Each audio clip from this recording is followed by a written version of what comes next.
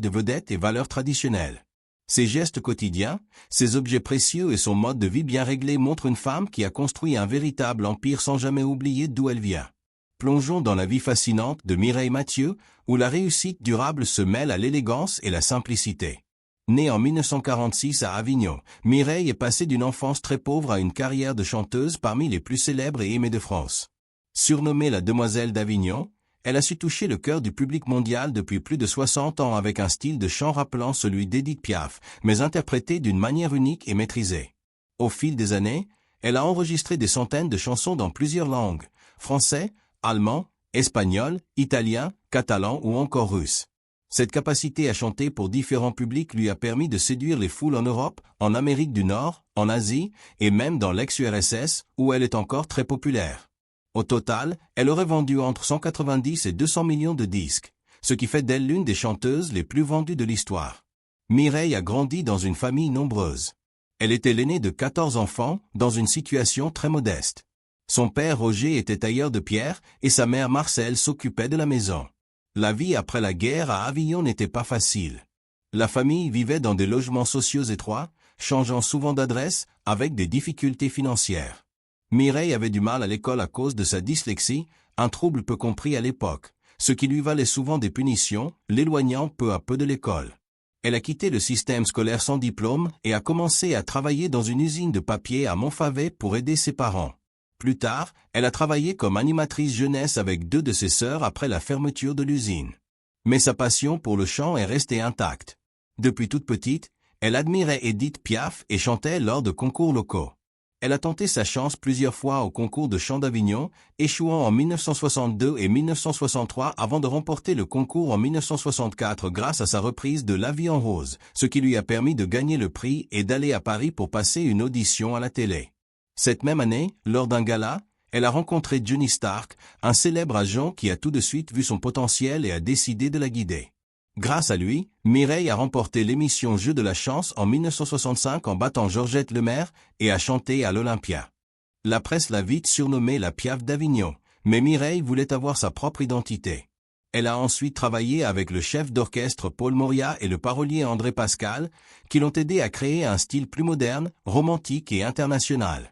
Son premier album, enregistré en direct de l'Olympia en 1966, a confirmé son succès et lancé de grandes tournées aux États-Unis, au Canada et en Angleterre. À Las Vegas, elle a même chanté aux côtés de Frank Sinatra et Dean Martin, atteignant un niveau de reconnaissance que peu d'artistes françaises ont connu. Financièrement, la réussite de Mireille est aussi grande que son talent.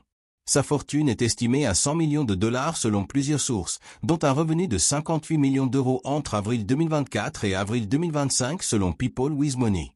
Cette richesse vient de nombreuses sources. En plus de ses ventes d'albums, toujours forte avec près de 200 millions d'exemplaires écoulés, elle touche des droits d'auteur pour ses 1200 chansons. Ces droits lui rapportent encore beaucoup grâce aux radios, plateformes de streaming, compilations ou publicités. Les concerts ont aussi été une grande partie de ses revenus. Elle a rempli des salles en France, en Allemagne, en Russie et au Japon. En Russie surtout, elle est encore très aimée depuis les années 70 et ses tournées y attirent toujours beaucoup de monde. En France, elle a eu plusieurs disques d'or, et au Canada, elle en a eu 4, preuve de son succès international. Elle est aussi apparue souvent à la télévision, surtout en Allemagne, où elle est une star depuis longtemps. Mais Mireille n'est pas seulement une chanteuse, c'est aussi une femme d'affaires avisée. Elle a créé 2 sociétés. Abbey Music et Abbey Disc, qui gèrent ses droits musicaux. Grâce à cela, une grande partie de ses revenus reste dans sa propre structure, plutôt que d'aller à d'autres maisons de disques. Cette décision lui permet de garder un revenu stable, même maintenant que les ventes de disques physiques ont baissé. Son grand catalogue de chansons dans plusieurs langues est une vraie richesse, car il continue de générer des revenus grâce au streaming et à l'international. Tout au long de sa carrière, elle a reçu de nombreux prix. En 2005, la SACEM lui a remis un disque Ruby, très rare, pour ses 40 ans de carrière. Elle a chanté devant des dirigeants du monde entier, y compris en Chine en 1986 où elle a donné un concert historique après l'ouverture du pays. Côté critique, Mireille a su s'adapter aux changements musicaux. Même si sa popularité a un peu baissé en France à un moment, elle a fait un retour remarqué en 1993 avec un album hommage à Piaf, retrouvant le public de ses débuts. Les coffrets et rééditions qui ont suivi ont continué à lui rapporter des droits et à faire vivre ses chansons classiques. Son équipe, composé de membres de sa famille et de conseillers de confiance, a aussi bien travaillé pour obtenir des accords avec les plateformes de streaming, les émissions spéciales à la télévision et les concerts anniversaires. Ces choix garantissent à Mireille Mathieu des revenus réguliers et variés, chose rare chez les artistes de sa génération. Plus qu'une grande chanteuse connue dans le monde entier, elle s'est aussi révélée être une investisseuse avisée avec un patrimoine immobilier géré avec soin. Depuis plus de 40 ans, elle vit à Neuilly-sur-Seine, une des villes les plus chères et recherchées autour de Paris. Sa maison principale, souvent décrite comme un hôtel particulier, est un lieu qu'elle partage avec sa sœur Monique, surnommée Matité, qui l'accompagne depuis toujours, autant dans la vie que dans sa carrière. À Neuilly, le marché immobilier est parmi les plus hauts de France, avec un prix moyen au mètre carré de 10 160 € pour les appartements et entre 7 500 et 25 000 € pour les maisons selon les sites spécialisés. La maison de Mireille, composée de 2 étages, offre une décoration soignée qui mélange des meubles anciens en bois et des éléments plus modernes. Dans le salon, un canapé en cuir, des meubles en bois massif et un lustre en cristal apportent une ambiance élégante. La salle à manger, peinte en rouge vif, comprend une grande table en bois et une cheminée en pierre, créant un endroit chaleureux. Dans la cuisine, on trouve des touches de bleu méditerranéen et des appareils récents, pour allier charme et confort. La chambre principale est décorée avec du papier peint crème à fleurs et des meubles en acajou, dans un style classique fidèle au goût de Mireille. Une chambre d'amis accueille sa famille en visite, tandis qu'à l'arrière, un jardin avec un cabanon pour les outils permet d'entretenir un petit potager. Ce lien avec la nature et la simplicité reflète son attachement à la famille. Elle a aussi choisi de garder la maison de son enfance à Avignon. C'est une bâtisse modeste mais pleine de souvenirs, située près du quartier de la Croix des Oiseaux. Elle y tient beaucoup car elle y a grandi avec ses parents et ses 13 frères et sœurs. La maison, sans luxe particulier, est accueillante et assez grande pour recevoir sa famille nombreuse. Sa sœur Béatrice y passe parfois plusieurs semaines, profitant des repas familiaux et s'occupant de la maison tout en gardant vivantes les traditions provençales.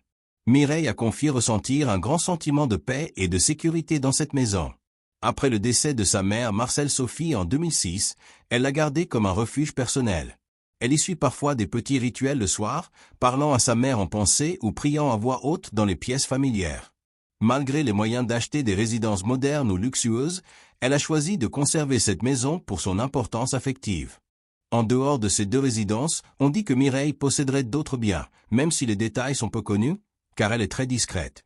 D'après certains médias comme Le Parisien ou Libération, elle aurait aussi investi dans de plus petits logements, pour les louer ou comme placement. L'immobilier est un bon moyen pour les artistes de faire fructifier leur argent, tout en se protégeant de l'inflation et en gardant une source de revenus fixe. Mireille n'a pas échappé à cette logique. Elle s'est montrée prudente dans la gestion de ses biens, surtout après la mort de Johnny Stark, son ancien manager, en 1989. À partir de ce moment-là, elle a été plus attentive à ses finances, admettant que certains collaborateurs avaient mal utilisé son argent par le passé. Elle a alors fait appel à des experts juridiques et financiers pour mieux surveiller ses avoirs. Grâce à ses conseils et à une gestion sérieuse, elle a réussi à sécuriser sa fortune, y compris ses biens immobiliers. Contrairement à d'autres célébrités, Mireille Mathieu ne s'est jamais mariée ni n'a eu d'enfant, ce qui intrigue souvent ses fans. Très discrète, elle a toujours protégé sa vie privée. En 2014, elle disait au Figaro TV, « Ma vie privée est un jardin secret, mais bien sûr que j'en ai une. » Elle ajoutait aussi, « Je n'ai pas construit une famille, mais j'en construis une avec mes fans qui m'entourent. » Ce n'est pas un choix opposé, c'est simplement une autre forme d'attachement. Ce choix pourrait venir de son enfance. Aînée d'une grande fratrie dans une famille modeste, elle a vu sa mère se dévouer sans relâche pour élever 14 enfants. Ce modèle de sacrifice l'a marqué. Mireille a reconnu ne pas avoir voulu revivre ce genre de vie exigeante. Sa carrière, avec ses longues tournées, ses voyages constants et ses répétitions nombreuses, laissaient peu de place pour une vie de famille stable. Malgré cela, beaucoup de rumeurs ont circulé sur sa vie sentimentale. La plus célèbre concernait Johnny Stark, l'homme qu'il a découvert en 1965 et accompagné jusqu'à sa mort. Leur lien fort, à la fois professionnel et personnel, a alimenté les spéculations pendant des années. Mireille disait de lui qu'il était strict, mais qu'elle lui devait tout. Dans un entretien avec Le Monde en 2018, elle expliquait « Il était exigeant, mais je le remercie. J'ai appris mon métier avec lui. » France Dimanche a même rapporté que Stark aurait voulu l'épouser en secret avant sa mort en 1989. Mireille ne l'a jamais confirmé ni vraiment nié. Ce qui est sûr, c'est qu'il repose dans le caveau de la famille Mathieu à Avignon, preuve de leur attachement fort. Elle a expliqué qu'il représentait pour elle une sorte de second père. D'autres noms ont aussi été évoqués par les médias, comme Jean-Pierre Foucault. Ce dernier a révélé que Johnny Stark avait inventé une fausse histoire d'amour entre eux pour détourner l'attention des rumeurs et vendre davantage de disques. Il s'en est souvenu avec humour sur Europe 1, en disant que c'était une méthode classique du métier à l'époque. Une autre rumeur parlait d'une liaison avec Yves Mourouzi, un célèbre présentateur de télévision, mais rien ne prouve qu'il y ait eu quelque chose entre eux. En réalité, Mireille était trop occupée pour vivre une relation amoureuse classique. Elle enregistrait parfois jusqu'à 30 chansons en parallèle, préparait des tournées dans plusieurs pays, travaillait en plusieurs langues et passait à la télévision des deux côtés de l'Atlantique. À une période, elle faisait des concerts en France tout en enregistrant à Munich, un rythme qui l'a menée à une forme d'épuisement qu'elle a elle-même qualifiée de burn-out. Dans un tel tourbillon, construire une relation stable semblait impossible. Une des rares scènes évoquant une romance a eu lieu au début des années 1980, quand elle a chanté un duo avec l'acteur Patrick Duffy, alors très connu grâce à la série Dallas. Lors de leur chanson Together We Are Strong, ils ont échangé un baiser sur scène, ce qui a déclenché beaucoup de rumeurs dans la presse.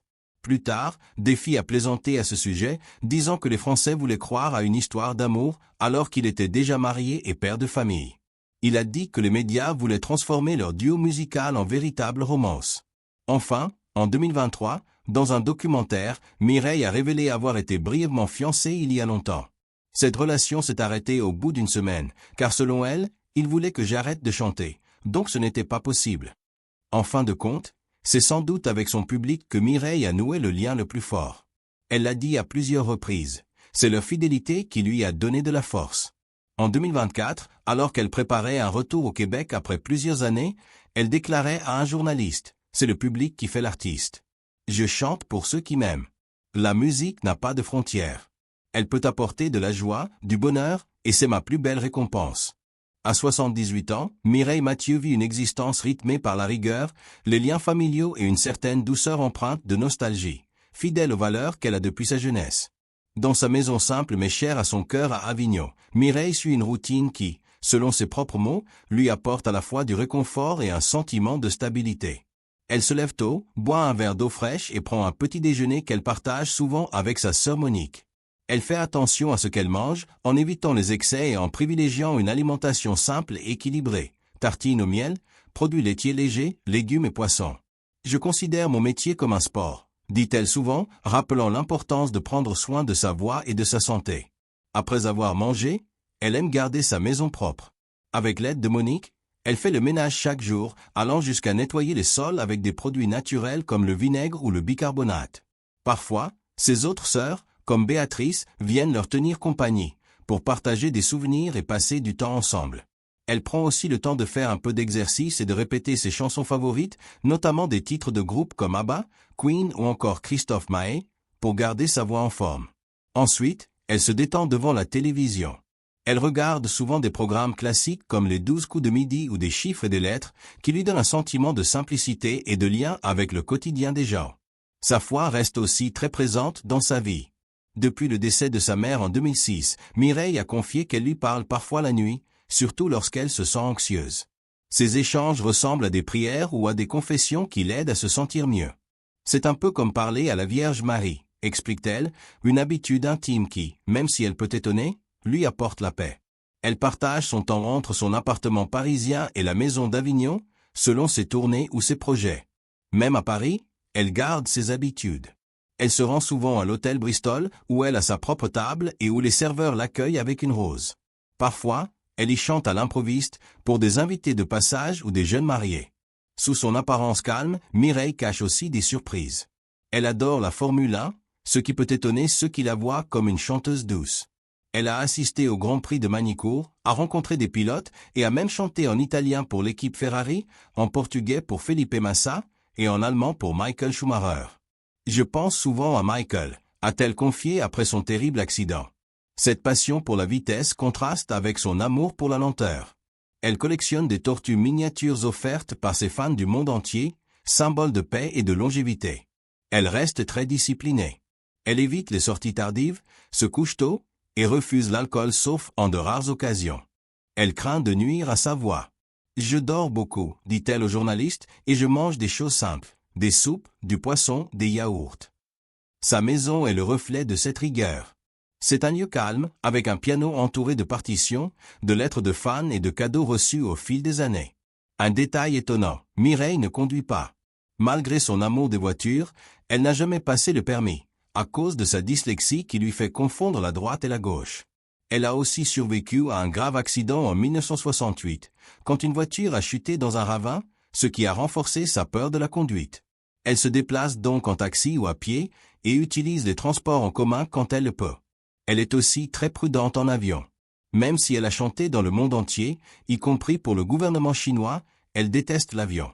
Je suis tellement stressée que je ne peux ni lire ni dormir, avoue-t-elle. Alors elle boit de l'eau et regarde le ciel par le hublot. Mais sa peur ne l'a jamais empêchée de chanter partout. Mireille prépare aujourd'hui une tournée pour fêter ses 60 ans de carrière. Elle prévoit de se produire à l'Olympia à Paris et dans plusieurs villes en France. Elle est fière de chanter dans 9 langues et refuse d'utiliser un prompteur. Je veux être libre, dit-elle. Même si je me trompe. Un prompteur enlève de l'émotion. Cette sincérité est au cœur de ce que Johnny Stark lui avait appris, respecter chaque spectateur, du premier rang au dernier. En pensant à l'avenir, une question reste posée. Qui prendra soin de son héritage? Mireille n'a pas d'enfant, mais elle peut compter sur sa famille et ses fans. Elle a déjà évoqué l'idée que sa sœur Monique continuerait à gérer son patrimoine artistique et ses souvenirs. Dès ses premiers cachets dans les années 60, elle avait d'ailleurs acheté une maison et une voiture pour ses parents, preuve de l'importance de la famille. Le quotidien de Mireille Mathieu aujourd'hui reflète ce qu'elle a toujours été. Rigoureuse, attachée aux siens, curieuse du monde, mais discrète.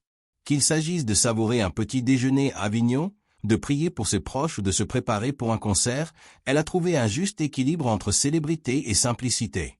Après des années à briller sur scène, Mireille continue de vivre avec grâce et constance, entre son appartement privé à Neuilly-sur-Seine et sa maison d'Avignon, remplie de souvenirs et de l'amour de sa sœur Monique. Et vous, que pensez-vous des choix de Mireille Mathieu? Est-ce que vous aimeriez vivre comme elle si vous aviez sa réussite? Qu'est-ce qui vous a le plus étonné dans son quotidien? Sa passion pour la F1, sa peur de l'avion ou sa collection de tortues? Dites-le nous en commentaire. Et si vous avez aimé plonger dans la vie de cette star, cliquez sur j'aime, abonnez-vous à la chaîne pour d'autres histoires de célébrités et activez la cloche